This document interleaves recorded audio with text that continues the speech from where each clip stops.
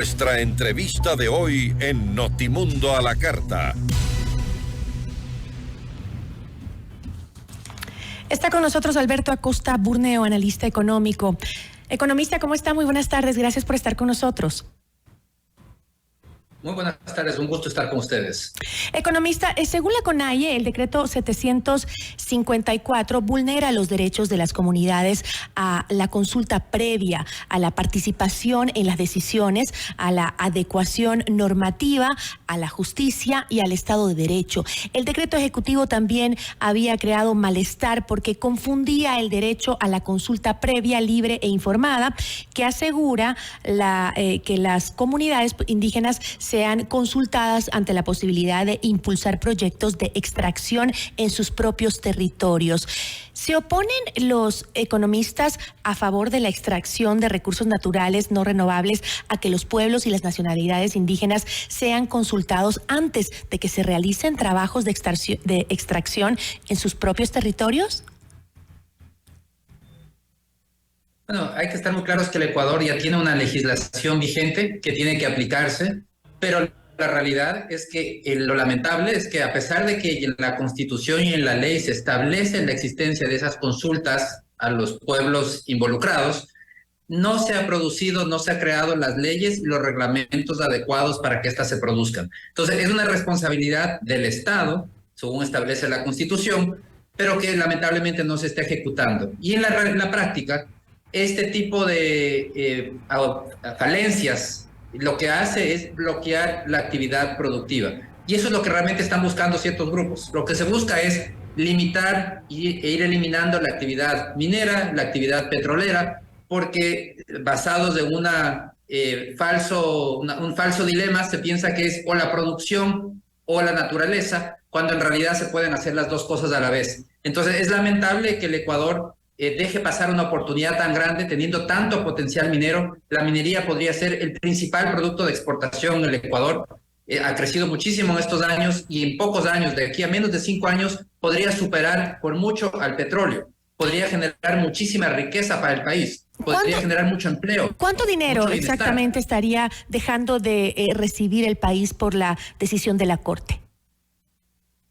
Bueno, hay que estar muy claros. En este momento, las exportaciones mineras ya superan los 3.000 millones de dólares y de aquí a menos de 5 años, si es que los proyectos mineros pueden continuar, estamos hablando que las exportaciones anuales en minería fácilmente podrían superar los 9.000 millones de dólares.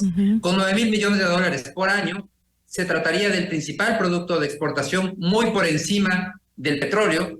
Y lo lamentable es que el Ecuador está dejando de generar estos ingresos, de recibir estos ingresos, porque a través de trámites engorrosos, a través de permisos que no se otorgan, permisos ambientales que no se otorgan, al final del día lo que se está haciendo es limitando la inversión. Ya vemos con mucha preocupación cómo hay inversionistas que comienzan a irse del país, y eso es lo más triste, que hay inversionistas pero economista, que invirtieron en el país, que estaban interesados en continuar en el país, pero por ejemplo en tema minero, tenemos por ejemplo el caso de Southern Copper, una empresa minera que ya le pidió al Ministerio de Energía que apruebe el estado de fuerza mayor en las 3 concesiones que tenía, porque se dio cuenta que en el país no había cómo continuar. A ver, pero economista, uno de los mayores cuestionamientos ha sido que el país va explotando petróleo desde, por dar el ejemplo del petróleo, ¿no? Desde los años 70. ¿Dónde está el país próspero que los economistas siempre señalan que habría si se sigue permitiendo la explotación masiva de nuestros recursos? Seguimos siendo pobres. Esa es una falacia. La explotación de petróleo transformó el país. Y eso es fácil de verlo. Tal vez nosotros somos muy jóvenes y por eso no conocimos de esa época, pero podemos recurrir a las estadísticas, al censo. Por ejemplo, al primer censo poblacional que hizo el Ecuador en los años 50. En el primer censo poblacional, la mayoría de ecuatorianos andaban descalzos, no usaban zapatos, andaban descalzos.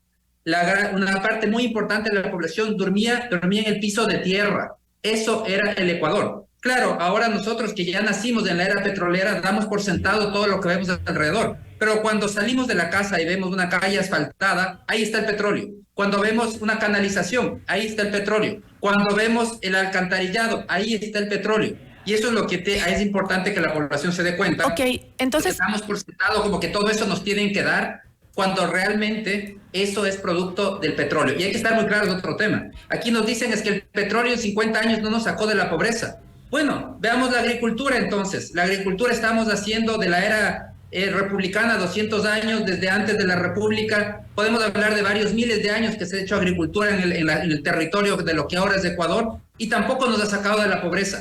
Entonces tenemos que dejar de hacer agricultura porque no nos ha sacado de la pobreza. Así se ve lo falaz de este argumento. Ok, ahora, sin embargo, consultas populares sobre la minería han sido bien recibidas por la ciudadanía, con historiales como, por ejemplo, Azuay, ¿no?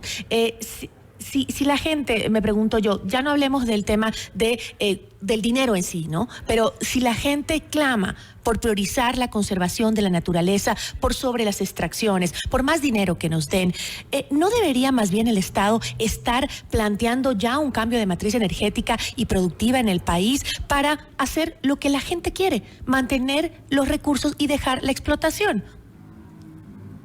Es lo que quiere la gente. La gente quiere vivir mejor. La gente quiere que se acabe la pobreza en el país. Si es que lo que la gente realmente quisiera es solo conservación de la naturaleza, entonces no le importaría que nos empobrezcamos. Y de hecho, eso es la posición de muchos ecologistas extremos. La teoría del decrecimiento que dice, la única manera de conservar la naturaleza es empobreciendo a la población, empobreciendo a la humanidad. No hay otra manera de salvar la naturaleza. Eso dicen los ecologistas extremos. Pero la democracia no dice que hay que respetar la voluntad ciudadana por sobre los intereses económicos de cualquier grupo.